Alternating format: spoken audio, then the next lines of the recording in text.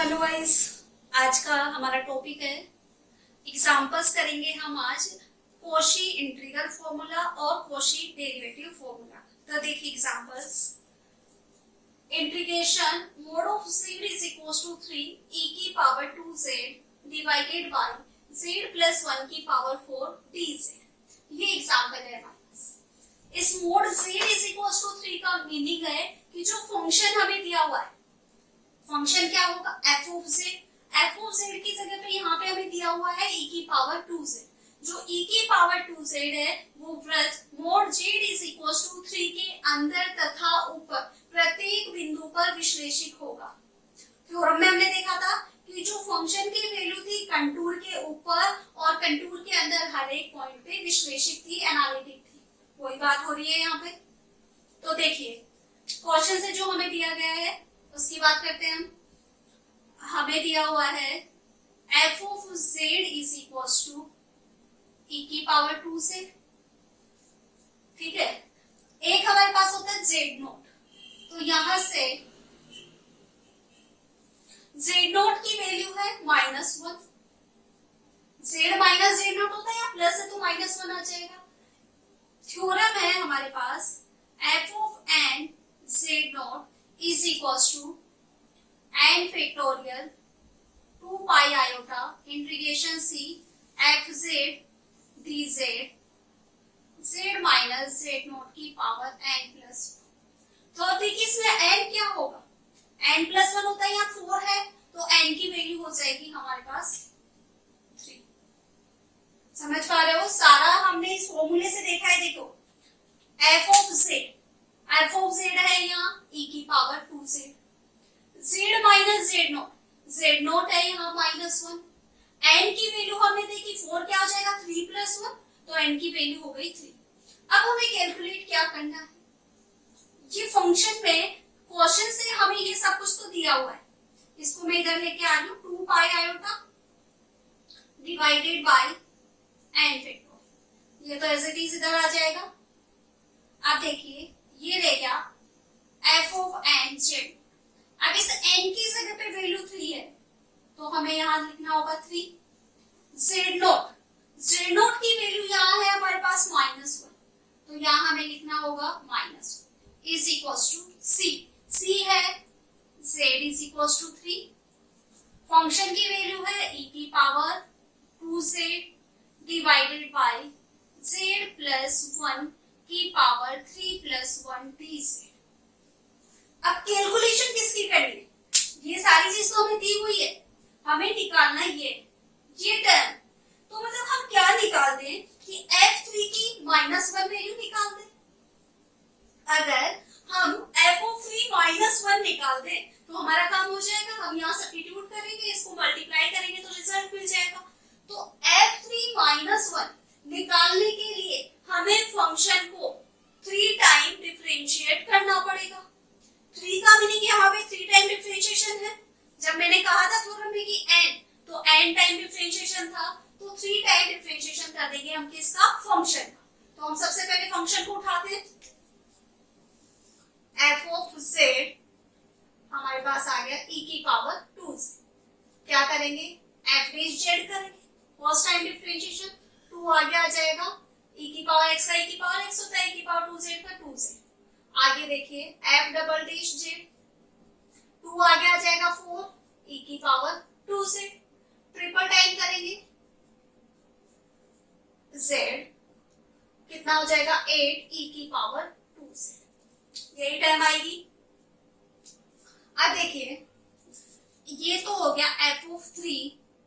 z is equal to z naught पे हम value निकालते थे और यहाँ पे z नोट क्या है, -1 है, तो z की जगह पे हमें z नोट रखना है और z नोट की वैल्यू हमें पुट करनी है -1, तो ये हमें मिल जाएगा 8 e की पावर -2।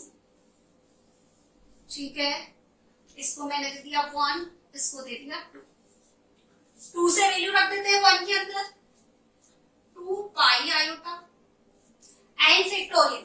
अब यहाँ पे n क्या है, 3 है, 3 फैक्टोरियल। तो 3 फैक्टोरियल का मीनिंग कितना हो गया, 3 लिख देती हूँ, 3 फैक्टोरियल इनटू f3 माइनस 1 की वैल्यू आपने निकाल दी 8e की power minus 2 is equals to mod of z is equals to 3 e की power 2z z plus 1 3 plus 1 d। इसको सॉल्व किया 2 इंटू 3, 2 से 2 कैंसिल आउट, 2 से 2 कैंसिल आउट, तो नीचे कितना रह जाएगा, यहाँ पे रह गया देखो 8 पाई आयोटा e की power minus 2 divided by 3, 3 into 2, 2 से 2 कैंसिल आउट कर दिया इज इक्वल्स टू e की पावर 2z z प्लस 1 की power 3 plus 1 dz mod of z is equals to 3। और हमें क्या चाहिए था, इसकी तो वैल्यू चाहिए थी, वो हमें क्या मिल गई 8/3 पाई आयोटा e की पावर माइनस 2।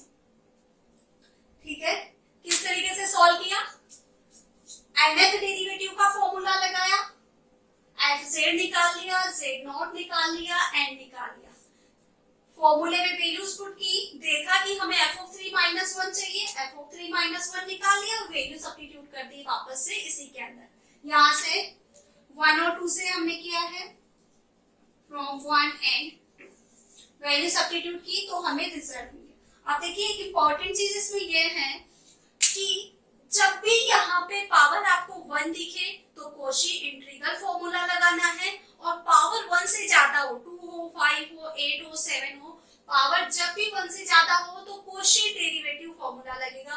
देखिए हमें यहाँ पे पावर 4 दी तो हमने कोशी डेरिवेटिव फॉर्मूला लगा दिया। तो अगला एग्जांपल है, तो देखिए इंटीग्रेशन c e की power 3z divided by z minus pi iota dz, ये हमें गिवन, इसका रिजल्ट हमें निकालना है, सॉल्यूशन निकालना है।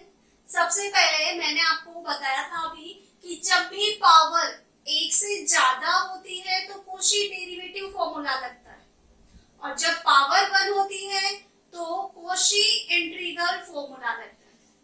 कोशी इंटीग्रल फॉर्मूला हम जानते हैं f of z0 is equals to 1/2 pi iota integration c f z minus z0 dz।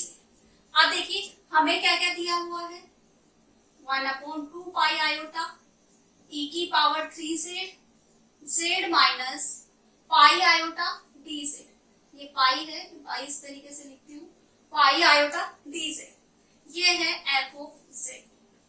ठीक है, 2 पाई आयोटा इधर ले आएंगे, f of z is equals to e की power 3z z minus pi iota dz। क्या कैलकुलेट करना है, 2 पाई iota f of z0।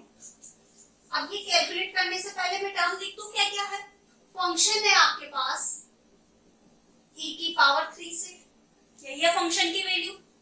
z0 क्या है हमारे पास, पाई आयोटा, z0 है हमारे पास पाई आयोटा, n की जरूरत ही नहीं है यहाँ पे क्योंकि 1 है तो कोशी इंटीग्रल फॉर्मूला लगाया।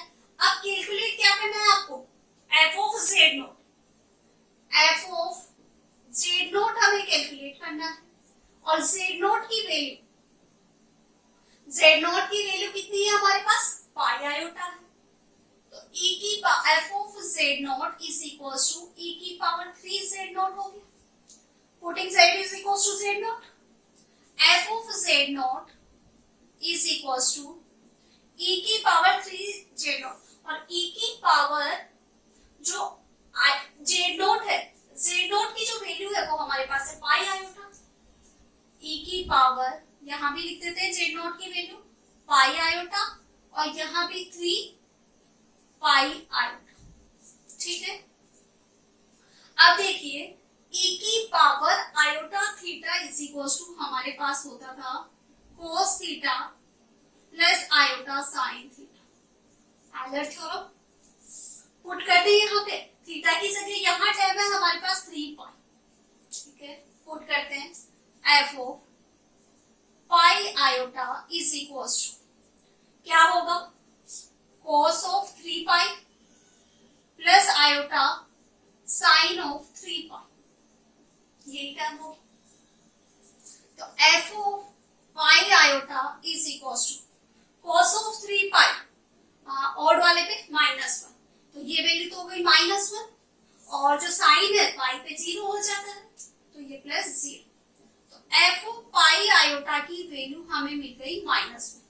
इसको मैंने दे दिया इक्वेशन नंबर 1, ये पूरा सॉल्यूशन 2, और इसको दे दिया हमने इक्वेशन नंबर 3 से पुट कर देंगे वैल्यू हम फ्रॉम 3 एंड 1, या 3 से वैल्यू 1 में रखेंगे, तो एफ ऑफ जेड नॉट क्या हो गया 2 पाई आयोटा, क्या वैल्यू मिल रही इसकी हमें -1